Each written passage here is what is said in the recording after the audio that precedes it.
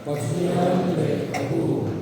tutun lui le tutun karagi, patiyan to kuma pe kali di kanna,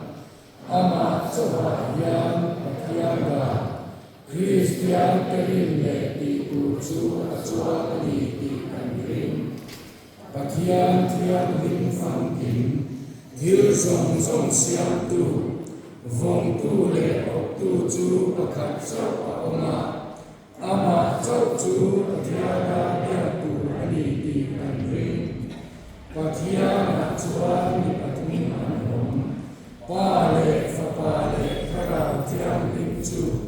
an sa in pakhatam an ni a, ro pi le thil ti thei na an tu mun ve ani. Yeshua Krista Chuan Patiyan Shin Anong Kopa Chu Vangin Ama Chu Patiyan Tak Aniha Nilim Tak Aniho Di Kanrin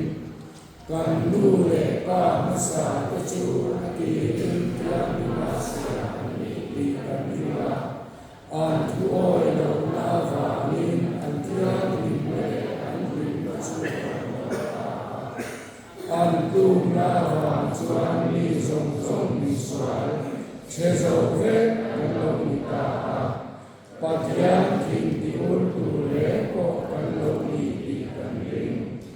Adu apya ken chandang na ane kay natuin, lalpa Yeshua Krista chuan kapua le atinain, hover umtan kan nasyan ka di kanring.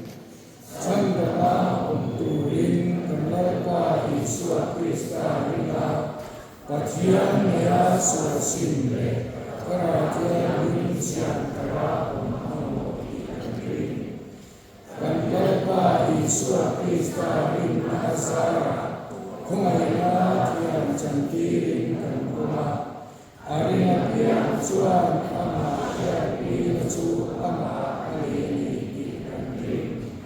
Chandama omre Chu Krista rina ikanrin Rintu song song te vani bin chu An umati tiang lima umri ani ikanrina An kara le uru le an taksa chu Kan lalpa Yeshua Krista lokale umri Soy se provin Akuma humilin aun kay di kanrin,